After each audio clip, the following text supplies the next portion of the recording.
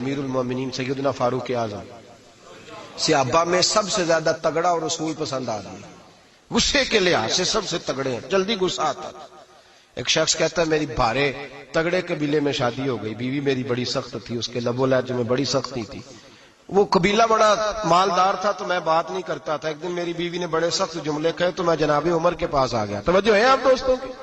کہتے حضرت عمر کے پاس آیا تو میں نے دروازے پر دستک دی، بیوی کی شکایت کرنے آیا کہ ذرا مہربانی کریں، تو کہتے ہیں جناب عمر اندر سے اٹھے تو ان کی زوجہ بولنے لگی، کہنے لگی بس آ گیا آپ کو کوئی بلانے والا، ابھی 5 منٹ نہیں ہوئے تھے آپ کو آئے، سارا دن آپ مسجد میں رہتے ہیں،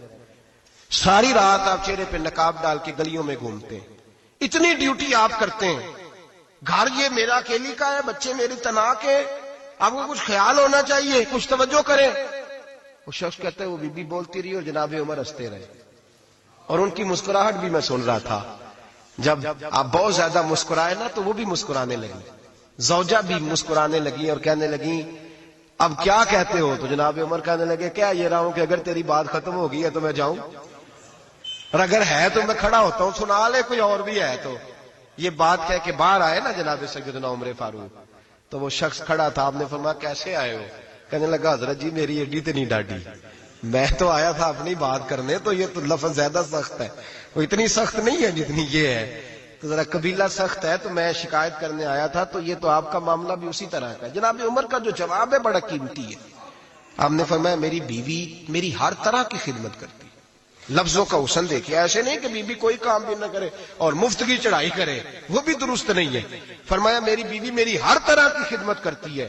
میں گھر نہیں ہوتا تو میرے بستر کو پاک رکھتی ہے، کسی کی ضرورت نہیں میرے بستر کو دیکھ بھی جائے،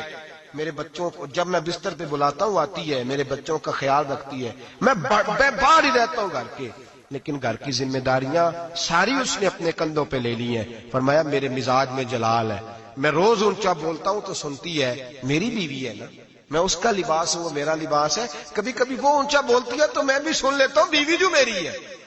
میری بیوی ہے نا۔ ایک جملہ میرے اعلیٰ حضرت کا ہے اور اعلیٰ جملہ ہے، اگر آپ کی سمجھ میں آ گیا تو ٹھیک، ورنہ وضاحت ہو نہیں سکتی، جگہ ایسی ہے کہ وضاحت نہیں ہو سکتی۔ اعلیٰ حضرت فرماتے ہیں جب میاں بیوی ہوتے ہیں، اس رشتے میں کوئی ان کے پاس وہ کسی کے سامنے نہیں ہوتے، عجیب معاملہ ہے کہ جب جھگڑا کرتے ہیں تو ساری دنیا کو بتاتے ہیں، لڑائی کرتے ہیں تو ساری دنیا کو شامل کر لیتے ہیں، جب تو میاں بیوی تھا تو کوئی شامل نہیں تھا۔ فرمایا تو اس کا لباس ہے وہ تیرا لباس ہے، تو اپنے جھگڑے میں بھی اب کسی کو شامل ہے، بہت مجبوری بن جائے تو قرآن نے حکم دیا ہے کہ 2 ادھر سے لوگ بلاؤ 2 ادھر سے حکم بلاؤ، وہ بہت مجبوری، لیکن ہر بات کی شیئر